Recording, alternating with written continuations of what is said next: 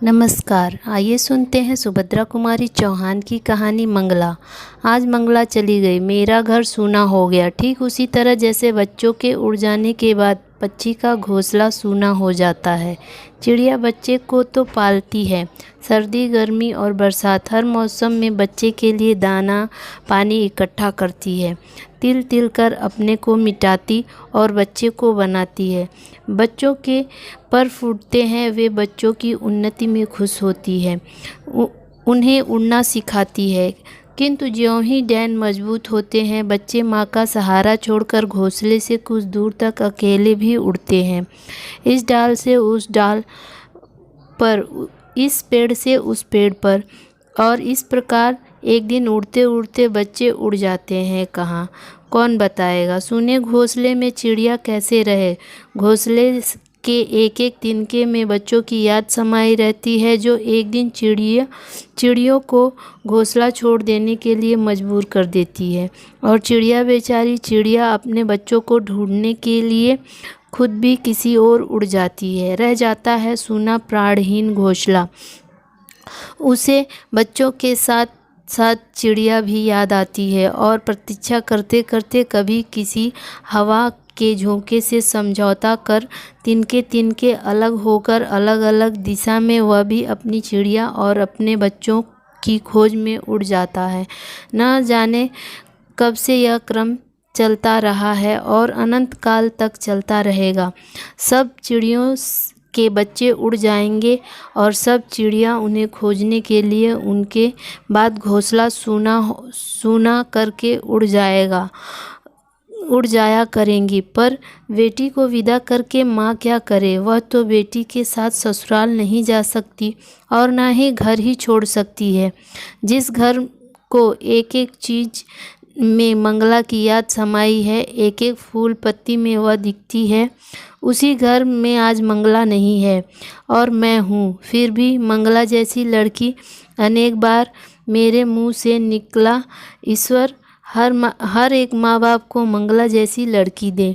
वह तो केवल मेरी लड़की ही न थी, बस सब कुछ यही थी।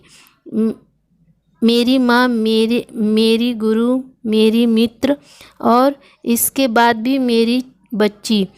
आज भी वह उतनी ही बच्ची है, परंतु उसके साथ साथ ज्ञान और शिक्षा के ऊंचे स्तर पर पहुंचकर भी अभिमान उसे छू नहीं पाया है। वह अपनी परीक्षा के दिनों में भी घर का मेरा प्रायः सभी काम करने के बाद पढ़ने बैठती थी। और आज मेरी मंगला चली गई है, ईश्वर उसे खुश रखे। मुझे ऐसा लगता है, बार बार मन में एक तूफान सा उठता है कि यह जो मंगला का विछोह मुझसे इतना खल रहा है, तो क्यों इस विछोह का सृजन तो मैंने अपने ही हाथों से किया है। मंगला तो विवाह की इच्छुक न थी। वह बार बार मुझसे यही कहती रही अपनी गोदी से, तुम मुझे अलग ना करो अम्मा, तुम मुझे पढ़ा लिखा कर इतनी बड़ी बनाई हो, मुझे अभी तक मेरे लिए कष्ट उठाया है, अब अपनी सेवा करने का अवसर दो। और मैं मंगला के विवाह के लिए बड़ी उत्सुक थी। अपनी बेटी को योग्य साथी के साथ विवाह करके निश्चिंत होना चाहती थी। उस दिन जब बीए का रिजल्ट निकला और मंगला पास हो गई अच्छे डिवीज़न और अच्छे नंबरों के साथ, तो मुझे कितनी प्रसन्नता हुई। उस दिन मंगला एक मजदूरनी की बेटी स्वयं भी अपनी माँ के साथ मजदूरनी की तरह काम करने में कभी संकोच न करती थी। फर्स्ट डिवीज़न लेकर पास हुई। मैंने उसी खुशी में एक दिन मंगला से कहा, बेटी तुम बीए पास हो गई हो, अब मैं तुम्हारी शादी तय करना चाहती हूँ। कोई योग्य साथी तुम्हारे लिए खोज सकी तो मैं बिल्कुल निश्चिंत हो जाऊँ। संतान के प्रति माँ बाप की जो जिम्मेदारी होती है वह पूरी हो जावे। उस दिन मंगला ने इस बात को मजाक समझा, किंतु इस चर्चा को गंभीर होते देख वह मुझसे बोली, अम्मा तुम मेरे विवाह की चिंता मत करो, मैं विवाह नहीं करना चाहती। यह तो ज़रूरी नहीं कि सभी लड़कियां शादी करें, मैं तो तुम्हारे ही साथ रहकर तुम्हारी ही सेवा करना चाहती हूँ। अभी तक तुमने कष्ट उठाया है, अब मैं तुम्हारे लिए कुछ करूँगी, तुम्हें आराम से रखूँगी। जब मैं कुछ करने धरने के लायक हुई तब मैं विवाह करके कहीं चली जाना नहीं चाहती। एक माँ अपने बच्चे से इससे अधिक क्या और कुछ चाहती है। सच मेरा मातृत्व सफल हो गया, मैं एक योग्य संतान की माँ हूँ, इससे मुझे बड़ा संतोष मिला। इस बेटी से अलग होकर मुझसे भी न रहा जाएगा, यह मैं जानती थी, पर इसी बीच सुदर्शन से भी कई बार मिल चुकी थी। सच तो यह है कि मैं सुदर्शन को भी प्यार करने लगी थी। सुदर्शन मेरी मंगला के लिए कितना अच्छा साथी बन सकेगा, उतना अच्छा लड़का शायद ही मैं कहीं खोज सकूं। इसलिए चाहती थी मंगला यह विवाह स्वीकार कर ले। मैंने मंगला से कहा, बेटी मेरा विश्वास है कि शादी तो तुम्हें करनी चाहिए, मैं सदा जीती न रहूँगी और तुम्हें तब तक एक साथी का अभाव खटकेगा। और सच तो यह है बेटी कि मैं तुम्हें जहाँ ब्याहने जा रही हूँ वहाँ तुम पर कोई बंधन न रहेगा, तुम चाहोगी तब तक मेरे पास आ सकोगी। यहाँ रहना या ससुराल जाना तुम्हारी इच्छा पर रहेगा।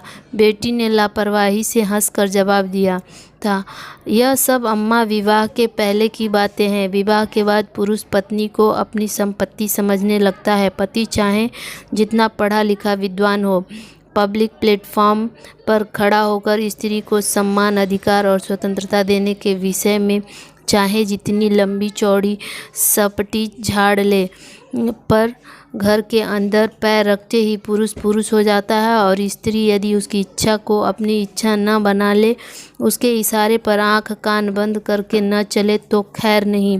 पास पड़ोस के घरों में, इन शिक्षित परिवारों में जो कुछ होता है वह जानती हो। यह सच जानबूझकर भी तुम क्यों चाहती हो माँ कि मैं विवाह कर लूँ? फिर तुम मेरे स्वभाव को भी जानती हो, मैं किसी के इशारे पर आंख कान बंद करके नहीं चल सकती, मैं किसी की इच्छा को अपनी इच्छा नहीं बना सकती। और सच बात यह है कि तुम्हें छोड़कर मुझे कहीं जाया ना जाएगा।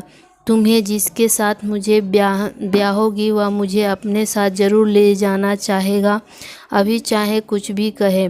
मैं कहाँ यह मैं समझती हूँ बेटी, पर सुदर्शन ऐसा नहीं करेगा। वह बहुत ही भला और नेक लड़का है। उसने मुझे वादा किया है कि वह तुम्हारी इच्छा पर कभी अपनी इच्छा को न ला देगा। मंगला कुछ गंभीर होकर बोली, तो तुम चाहो माँ वह करो। मैं जैसे सदा तुम्हारी बात मानी है उसी तरह तुम्हारी इस बात को भी मान लूँगी, परंतु मैं खुद तो शादी बिल्कुल नहीं करना चाहती। और मंगला चली गई मेरे लिए एक प्याला चाय तैयार करने। मैं बड़ी देर तक मंगला की बातों पर विचार करती रही और मेरी आंखों के सामने अतीत के न जाने कितने दुख चित्र खिंच गए। सोचा नहीं, मंगला की इच्छा के विरुद्ध उसका विवाह न करूंगी।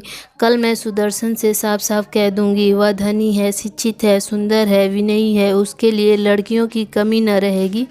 बहुत सी लड़कियां मिलेंगी, मेरी मंगला मेरी रहेगी। दूसरे दिन वादे के अनुसार सुदर्शन आया। मैंने उसे प्यार से बैठाया। उसे देखते ही मेरा विवाह न करने का निश्चय कुछ हिल सा गया, परंतु मैं संभली।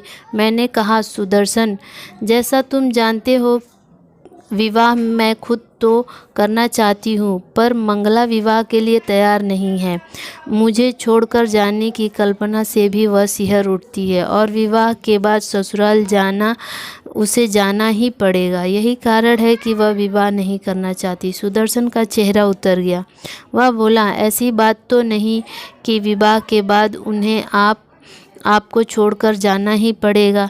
जाना न जाना तो उनकी इच्छा पर रहेगा, और वैसे तो विवाह के बाद भी वह चाहे तो आपके ही पास रह सकती है, मुझे कोई शिकायत न होगी। मैंने पूछा, तुम्हारी माँ को भी कुछ न लगेगा? वह भी रहने देंगी? सुदर्शन बोला, अम्मा मेरी किसी भी मामले में दखल नहीं देती। मैंने कहा, सुदर्शन यह सब बात मैं मंगला से कह चुकी हूँ। वह कहती है कि ब्याह के पहले लोग दूसरे स्वर में बोलते हैं और विवाह के बाद उनका स्वर बदल जाता है। सुदर्शन कुछ हताश सा होकर बोला, वैसे आप लोग मुझ पर विश्वास न करें तो कोई चारा नहीं है। मैं कहता हूँ कि जो कुछ कहता हूँ उस पर अमल करूँगा। आप यदि मेरी परीक्षा लेना चाहें तो मैं 20 साल तक केवल इसी आशा पर रह सकता हूँ कि मंगला मुझसे विवाह करेगी, परंतु यदि यह विवाह न हुआ तो मैं बहुत दुखी ज़रूर हो जाऊँगा। दुखी होने पर भी मुझसे कोई अपकार न होगा, मैं रास्ते से अलग हो जाऊँगा। और मेरी माँ का हृदय जो ठहरा, मैं द्रवित हो उठी। मैंने कहा, अब तुम्हें कुछ और कहने की ज़रूरत नहीं है, मैं प्रयत्न करूँगी, तुम दुखी न होना और तुम्हें 20 साल तक ठहरने भी न दूँगी। सुदर्शन चला गया। दूसरी सुबह मंगला से चाय पीते पीते मैंने कहा, मंगला बेटी, मैं चाहती हूँ कि तुम यह विवाह स्वीकार कर लो। मेरा यह थका शरीर और थका मन न जाने किस घड़ी बुझ जाए। तुम किसी योग्य साथी के साथ रहोगी तो शांति से मर सकूंगी, नहीं तो मरने के बाद भी शांति न पा सकूंगी। और मंगला, मेरी मंगला ने कहा, जिसमें तुम्हें शांति मिले माँ, उसी में मेरा सुख है। तुम जो चाहो करो। फिर इस प्रकार विवाह तय हुआ और हो गया। विवाह के समय मंगला ससुराल से 2-4 दिन में ही लौट आई थी और वह 2-3 दिन काम की अधिकता तथा मेहमानों की भीड़ में कैसे दिन निकल गए कुछ जान नहीं पड़े। पर आज तो यह सूना सूना घर काट खाने को मुँह बाए खड़ा है। हरे पेड़ पत्ते और फल, जिधर आँख उठाती हूँ उधर हर जगह मंगला ही मंगला। मंगला के अतिरिक्त कुछ और सूझता ही नहीं।